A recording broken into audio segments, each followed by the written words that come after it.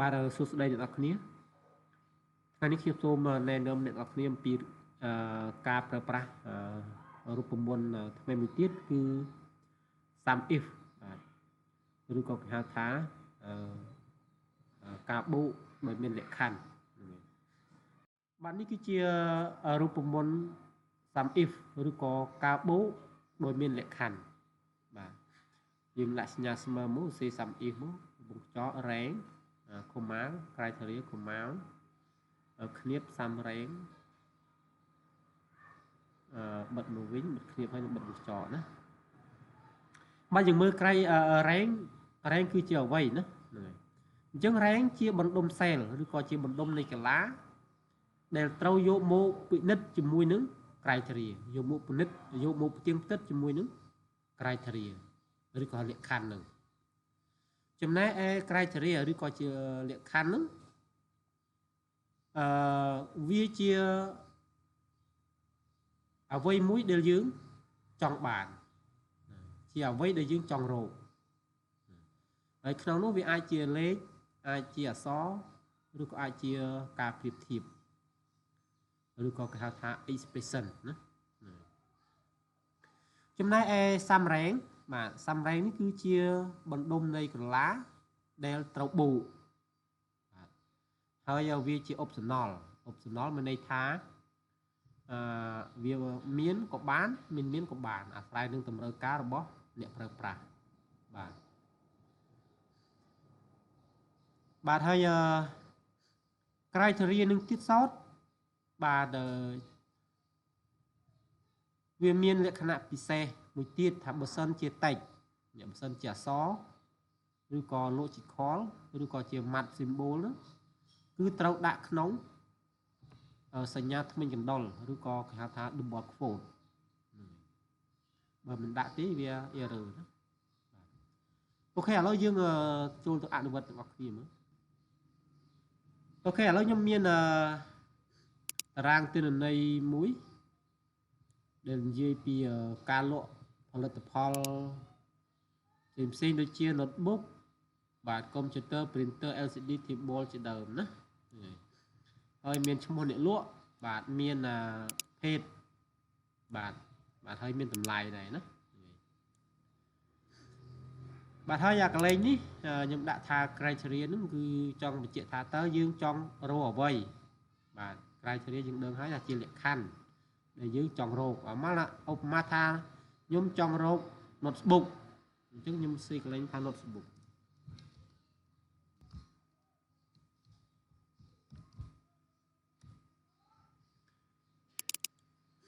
បាទហើយ criteria នេះខ្ញុំសរសេរកន្លែងនេះគឺចង់គ្រាន់តែចង់បង្ហាញបាទឲ្យយើងយល់ទេណាយើងប្រើ criteria នៅក្នុងrank នេះក៏បានដែរហើយកន្លែងនេះគឺជាលទ្ធផលដែលខ្ញុំចង់រកកុំព្យូទ័រថាតើកុំព្យូទ័រតាំងពីអ្នកលក់ទី1រហូតដល់អ្នកលក់ទី11នេះតើលក់កុំព្យូទ័រសរុបប្រមាណសរុបតម្លៃបានប្រមាណនេះតម្លៃនេះបានប្រមាណ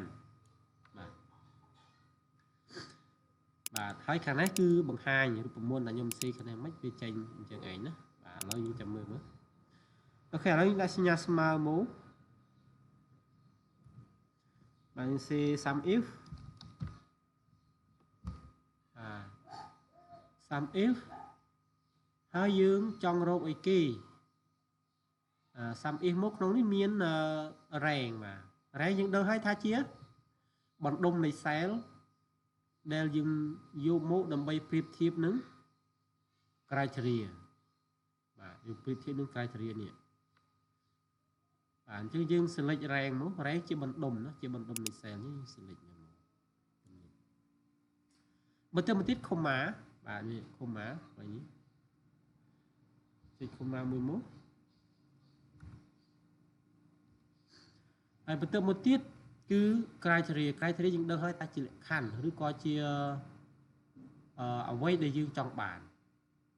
នៅពេលនេះខ្ញុំចង់បាន notebook អញ្ចឹងយើងត្រូវយកមកចុចកន្លែង notebook កន្លែងនេះ នេះឬក៏យើងចុចនៅកន្លែងនេះតែម្ដងក៏បានដែរប៉ុន្តែខ្ញុំអត់ចង់ប្រើនៅកន្លែងនេះដោយសារវាជន់គ្នានាំឲ្យយើងពិបាកយល់អញ្ចឹងខ្ញុំសៀតទៅកន្លែងនេះមកអូខេអញ្ចឹង criteria notebook មកនេះខ្ញុំចង់រក notebook អញ្ចឹងពាក្យថា notebook នេះ criteria នេះវានឹងរកនៅក្នុង rank នេះក្នុង rank ខាងដើមនេះ rank ខាងដើមនេះ rank នេះតើមាន notebook ប្រមាណហើយវាយកមកបូកនៅក្នុង sum rank នេះsum rank ខាងនេះបាទហើយ sum rank នេះជាតម្លៃលេខយើងយកមក sum rank នេះជាបណ្ដុំនៃ cell អញ្ចឹងយើងយកវាមក select មកជាបណ្ដុំនៃ cell ច្រើនបាទយើង select យកមកហើយយើងបាត់មកចប់មកវិញបាទហើយយើងចុច enter ទៅបាទអញ្ចឹងយើងមើលបាទនេះយើងឃើញថាnotebook នេះគឺលក់ដាច់បានលុយ$700បាទ$700យើងមើលមួយវា350អញ្ចឹងបើវា$700បានន័យថា2គ្រឿងលក់ដាច់អស់2គ្រឿងអញ្ចឹងបានលុយ$750$700ណាបាទถ้าយើងចង់រកអីទៀតយើងដាក់ criteria ទៅតាមដែលយើងចង់បានទៅឥឡូវមកថាខ្ញុំចង់រកcomputer ខ្ញុំដាក់រូបមន្តទៀតមកដាក់ sum rank ដាក់ sum if ហើយខ្ញុំrank ខ្ញុំចុច rank ខាងនេះមកបន្ទាប់មកទៀត criteria អ្វីដែលយើងចង់រកណាអញ្ចឹងយើងចង់រកអីគេចង់រក computer អញ្ចឹងយើងយកវាមកចុចនៅលើ computer នេះក៏បាននៅលើនេះក៏បានយើងចុចកន្លែងនេះបើយើងចុចកន្លែងនេះយើងត្រូវសរសេរពាក្យថា computer ឲ្យដូចគ្នានឹងrank នេះតែយើងចុចយ៉ាងនេះបានតែបើយើងអត់មាននេះទេយើងយកមកចុចនេះតែម្ដងក៏បានដែរណាចុចនេះបើបន្ទាប់ទៀតយើងចុច comma បន្ទាប់មកយើងយកsum rank គឺយើង select តម្លៃមកបាទហើយបិទមកខ្ចប់មកវិញបាទចុច enter មកបាទអញ្ចឹងនេះគឺជាតម្លៃ computer គឺបាន1500ណាបាទ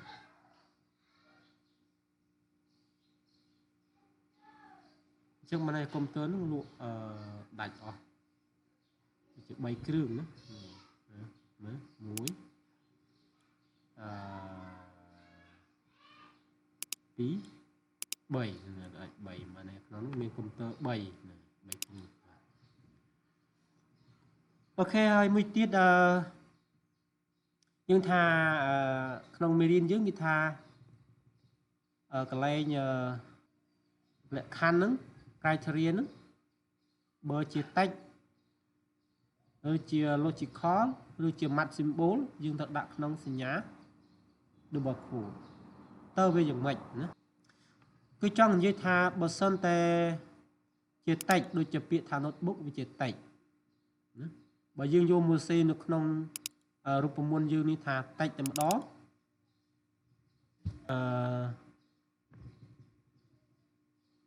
វានឹង error ណាតែបើយើងកុំឲ្យវា error យើងត្រូវដាក់វានៅក្នុង double quote អូខេឥឡូវខ្ញុំឧទាហរណ៍ printer មួយណាខ្ញុំដាក់កន្លែងនេះស្មើ sum if ហើយ rank មក rank គឺកន្លែងនេះហើយខ្ញុំចង់សរសេរថា printer ខ្ញុំចង់រក printer អញ្ចឹងខ្ញុំសេ printer នៅកន្លែង criteria តែម្ដងអញ្ចឹង printer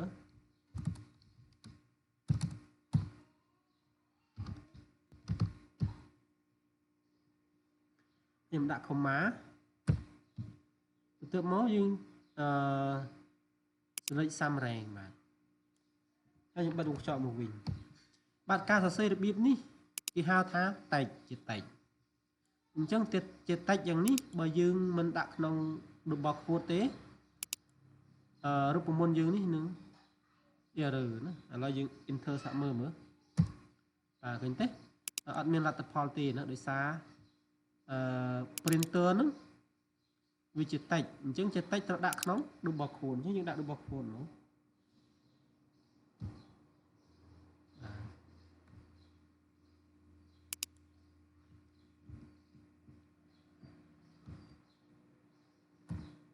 អូខេអញ្ចឹងយើងចុច enter មើលអញ្ចឹងយើងឃើញបាទ500បាទហើយមួយទៀតអូខេឥឡូវមួយចំណុចទៀតណាគឺពាក្យប៉ុនទៅនឹង sum rank ដែលជា argument ចុងក្រោយនេះគេថាវាជា optional បើន័យថាអាចយកមកប្រើក៏បានអាចលុបត្រឹមនេះចូលក៏បានព្រោះវាជា optional អូខេឥឡូវខ្ញុំចង់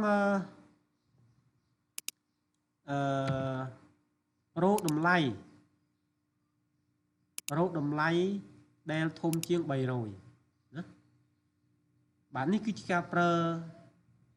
sum if ដែល function sum rank ជា optional ណាអូខេឥឡូវចាំមើលខ្ញុំចុចសញ្ញាស្មើហើយសេ sum if មកហើយខ្ញុំចុចតម្លៃនេះជា rank ដែលយើងត្រូវរកដែលយើងត្រូវយកមកប្រៀបធៀបហើយ criteria ដែលយើងចង់បាននោះគឺធំជាងឬស្មើ300បាទហើយបិទមកវិញមកបាទហើយកន្លែងសញ្ញាស្មើនេះគឺយើងត្រូវដាក់ក្នុងdouble quote ណាព្រោះវាជាអីព្រោះវាជា logical ណានេះយើងដាក់ជាមកអូខេឥឡូវយើងដាក់សញ្ញានឹងជឿបមកបាទនេះឃើញជាឬឥឡូវនេះចេញហើយគឺបាទធំជាង300គឺចាប់ពី300ឡើងទៅគឺសរុបបូកទៅឃើញ2800ណាអូខេឥឡូវយើងចិត្តចង់ដាក់300ទេយើងសរសេរជា cell reference វិញឥឡូវយើងលុប300ខ្ញុំយកមកមួយចុចលើពាក្យថា300បើន័យថាតម្លៃទាំងអស់ហ្នឹងយើងរកតម្លៃដែលធំជាងឬស្មើនឹង300ណាប៉ុន្តែខ្ញុំអត់សេ300កន្លែងនេះទេគឺខ្ញុំប្រើជាលក្ខណៈ cell reference គឺខ្ញុំយកមកមួយចុចនៅលើតម្លៃ300នេះចេះវិញណាហើយចុច enter មកបាទនេះចេញដែរអូខេឥឡូវខ្ញុំសូមបង្ហាញមួយទៀតគឺខ្ញុំចង់រកថាតើរវាងមនុស្សប្រុសភេទស្រីនិងភេទប្រុសតើអ្នកណាលក់បានច្រើនជាងណាអូខេខ្ញុំដាក់ sum if ហើយខ្ញុំចុចលើភេទខ្ញុំដាក់ comma មកខ្ញុំដាក់ criteria ខ្ញុំចង់រកមនុស្សប្រុសមុនចង់រកមនុស្សស្រីមុនណាហ្នឹងហើយខ្ញុំចុចលើចេះមកខ្ញុំដាក់ comma មួយទៀតខ្ញុំរកខ្ញុំកន្លែង sum rank នេះខ្ញុំគឺស្រីឬតម្លៃលោកស្រុកបាទយើងឃើញថានេះគឺជា F ណាគឺ female បានន័យថាភេទស្រីបាទដែលលក់បានតាំងពីលេខ1ដល់លេខ11នោះគឺគាត់លក់បានសរុប2307អូខេឥឡូវយើងរក M ម្ដងយើងដាក់សញ្ញាស្មើមក sum if ហើយយើងចុចលើភេទដដែលដាក់ comma ហើយយើងយកមកមួយចុច criteria គឺ M អញ្ចឹងយើងបើន័យថាយើងចង់រកភេទប្រុសដែលគាត់លក់បានណាអញ្ចឹងយើង criteria យើងគឺ M គឺប្រុសទៅហើយបន្ទាប់មកទៀតគឺ sum rank គឺតម្លៃដែលលក់ទាំងអស់ហើយបិទមកវិញ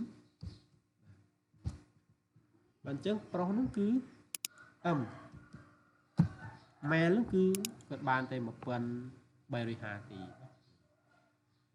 អញ្ចឹងយើងធ្វើយ៉ាងនេះណាបាទទៅតាមតម្រូវការរបស់យើងបាទអញ្ចឹងនេះគឺជាការបង្ហាញរបៀបប្រើប្រាស់រូបមន្ត if បាទសូមអរគុណច្រើនសម្រាប់ការទស្សនា